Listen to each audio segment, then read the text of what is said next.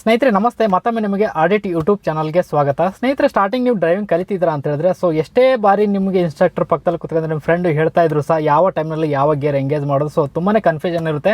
Starting ಟೈಮಲ್ಲಿ ಇದು ಸಹಜ ಕೂಡ, ನಮಗೂ ಸಹ ಹಾಗೆ ಆಗ್ತಿತ್ತು. ಫಸ್ಟ್ ಗೇರಿಂದ ನಾವು ಸೆಕೆಂಡ್ ಗೇರ್ ಎಂಗೇಜ್ ಮಾಡ್ಬೇಕಂದ್ರೆ ಯಾವ ಟೈಮ್ನಲ್ಲಿ ಸೆಕೆಂಡ್ ಗೇರ್ ಎಂಗೇಜ್ ಮಾಡಬೇಕು, ಸೆಕೆಂಡಿಂದ ಥರ್ಡ್ ಗೇರ್ ಎಂಗೇಜ್ ಮಾಡ್ಬೇಕಂದ್ರೆ ಯಾವ ಟೈಮ್ನಲ್ಲಿ ಥರ್ಡ್ ಗೇರ್ ಎಂಗೇಜ್ ಮಾಡಬೇಕು, ಹೀಗೆ ಥರ್ಡಿಂದ ಫೋರ್ತಿಂದ ಫಿಫ್ತು. ಈ ರೀತಿ ಕನ್ಫ್ಯೂಷನ್ ತುಂಬಾ ಇರುತ್ತೆ.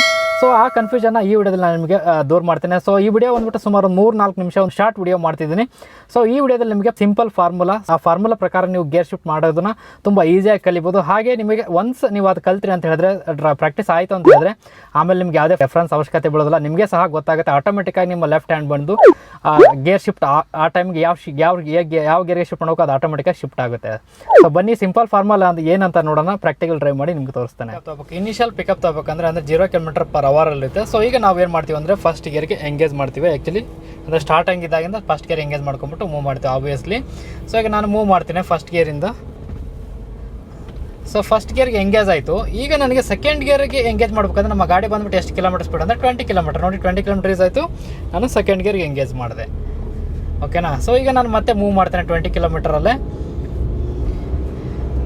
ಈಗ 30 km/h ರೀಚ್ ಆಗುತ್ತೆ ಸ್ಪೀಡು. ಈಗ ನಾನೇನು ಮಾಡ್ತೇನೆ, ಥರ್ಡ್ ಗೇರ್ಗೆ ಎಂಗೇಜ್ ಮಾಡ್ತೇನೆ, ಶಿಫ್ಟ್ ಮಾಡ್ತೇನೆ. ಓಕೆನಾ. ಈಗ ಥರ್ಡ್ ಗೇರಲ್ಲಿ ಗಾಡಿ ಹೋಗ್ತಾ ಇದೆ. ಈಗ ನೋಡ್ತಿರುವಾಗ ಥರ್ಡ್ ಗೇರಲ್ಲಿದೆ. ಈಗ ನಮ್ಮ ಗಾಡಿ ಬಂದುಬಿಟ್ಟು ಫೋರ್ತ್ ಗೇರಿಗೆ ನಾವು ಎಂಗೇಜ್ ಮಾಡಬೇಕು ಅಂತ ಹೇಳಿದ್ರೆ ನಮ್ಮ ಗಾಡಿಯ ಸ್ಪೀಡ್ ಬಂದುಬಿಟ್ಟು 40 km ಪಾಸ್ ಆಗಬೇಕು. 40 km/h ಸ್ಪೀಡ್ ಪಾಸ್ ಆಯಿತು ಅಂತ ಹೇಳಿದ್ರೆ ನಾನು ಥರ್ಡ್ ಗೇರಿಂದ ಫೋರ್ತ್ ಗೇರ್ಗೆ ಶಿಫ್ಟ್ ಮಾಡ್ತೀನಿ. ಓಕೆನಾ. ಈಗ ನೋಡಿ 40 km ರೀಚ್ ಆಗ್ತಾ ಇದೆ. 40 km ಪಾಸ್ ಆಯಿತು. ಈಗ ನಾನು ಏನು ಮಾಡ್ತೇನೆ, ಥರ್ಡ್ ಗೇರಿಂದ ಫೋರ್ತ್ ಗೇರ್ಗೆ ಶಿಫ್ಟ್ ಮಾಡಿದೆ. ಓಕೆನಾ.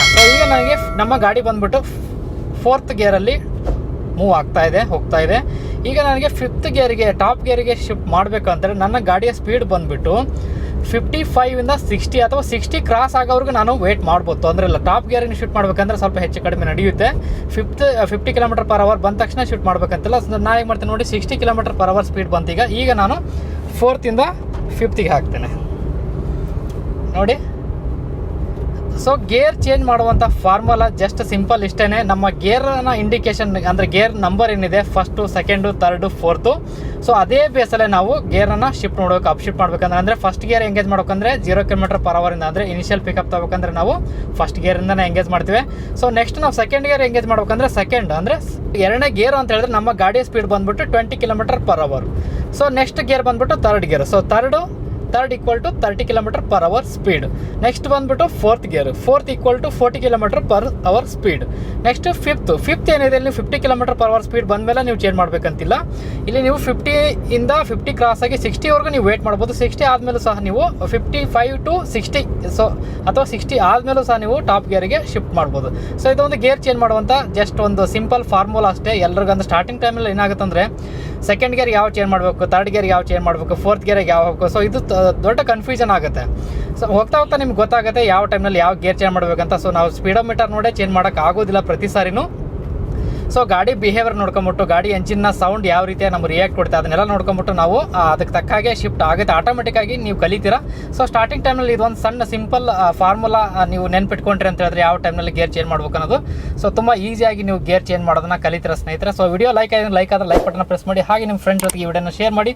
ಮುಂದೆ ನೋಡಿದ್ರೆ ಮತ್ತೆ ನಿಮಗೆ ಸಿಗ್ತೀನಿ. ಅಲ್ಲಿವರೆಗೂ ಜೈ ಹಿಂದ್, ಜೈ ಕರ್ನಾಟಕ.